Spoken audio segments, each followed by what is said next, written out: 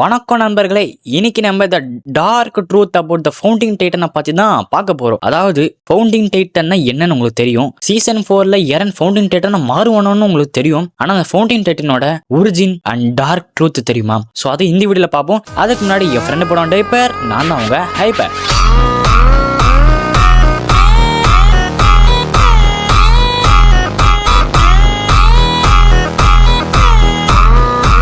வாங்க வீடியோக்குள்ள போலாம். ஃபவுண்டிங் டைட்டனை பத்தி பார்த்தோம்னா ஃபர்ஸ்ட் ஃபவுண்டிங் டைட்டனோட ஓனர் பத்தி தெரிஞ்சுக்கலாம். ஃபவுண்டிங் டைட்டனோட ஃபர்ஸ்ட் ஓனர் பத்தி சீசன் 3ல காட்டியிருப்பாங்க. அது வேற யாரும் இல்ல, அது ஃபவுண்டர் எமீர் தான். ஃபவுண்டர் எமீர் அவங்களோட பாஸ்ட்ல ரொம்ப தவிச்சிருப்பாங்க. புரியுற மாதிரி சொல்லணும்னா ஃபவுண்டர் எமீரை எல்லாரும் ஒதுக்கி வச்சிருப்பாங்க.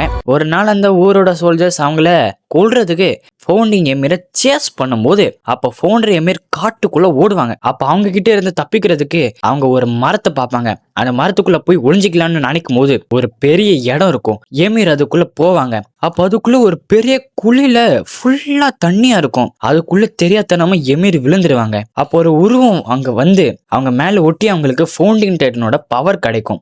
ஆனா அவங்களுக்கு ஃபவுண்டிங் டைட்டனை யூஸ் பண்ண தெரியாது. அதனால அவங்களால எதுவுமே பண்ண முடியல.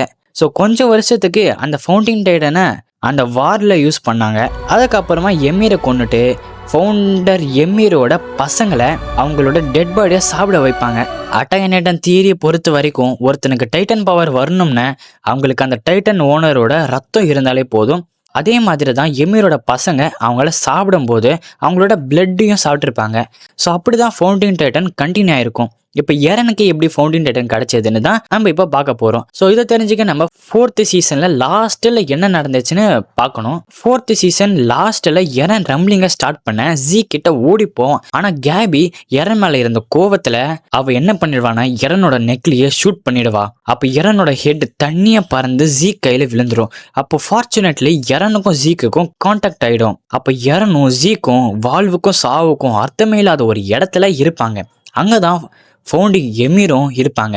அப்போ ஜீக் முடிஞ்ச அளவுக்கு எரனை ஸ்டாப் பண்ணவ பார்ப்பான். ஆனால் எரன் எமீரை பிரெயின் வாஷ் பண்ணி ஃபவுண்டிங் டைட்டனோட பவர் கிடைச்சிருக்கும். அப்போ எரனுக்கு ஃபவுண்டிங் டைட்டனோட பவர் கிடைச்ச உடனே அவன் ஒரு பெரிய ஸ்பைனல் கார்டு மாதிரி இருக்கிற உருவம் அவனோட ஹெட்டை கனெக்ட் பண்ணி ரம்லிங்கை ஸ்டார்ட் பண்ணியிருப்பான். கைஸ், ரொம்ப முக்கியமான விஷயம் சொல்லணும். அது என்னன்னா, நம்ம ரீசெண்டா கொஞ்ச நாளா வந்து கேமிங் பண்ணி லைவ் வந்து அப்லோட் பண்ணிட்டு இருக்கிறோம். நம்ம இன்னிலிருந்து நம்ம வந்து லைவ் போட போறோம். ஸோ அந்த லைவுக்கு மினிமம் ஒரு 10 மினிட்ஸ் ஒரு 20 மினிட்ஸ் ஆச்சு வந்து பார்த்துட்டு என்ன ஏதுன்னு சொல்லி முடிஞ்சா ஒரு 2-3 கமெண்ட் பண்ணிட்டு லைக் போட்டு சும்மா ஒரு 10 நிமிஷம் மட்டும் இருந்துட்டு போங்க.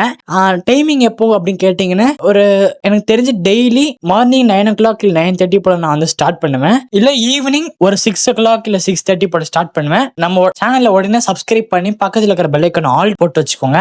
ஏன்னா அப்பதான் நம்ம லைவ் போட்டா உங்களுக்கு நோட்டிபிகேஷன் வரும். உடனே டச் பண்ணி நீங்க பார்க்க முடியும். சோ முடிஞ்ச அளவுக்கு ஒரு 10 நிமிஷம் பார்த்து சப்போர்ட் பண்ணுங்க. ஓகே கைஸ், சோ இன்னைக்கு ஃபவுண்டிங் டைட்டனோட ட்ரூத் அண்ட் ஒரிஜினை ஃபுல்லா பார்த்திருக்கோம்.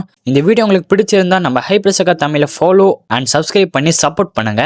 சோ அடுத்து எதை பத்தி லாங் வீடியோ போடலாம்னு கமெண்ட்ல சொல்லிட்டு இந்த வீடியோக்கு ஒரு லைக் போட்டுடுங்க. பாய்.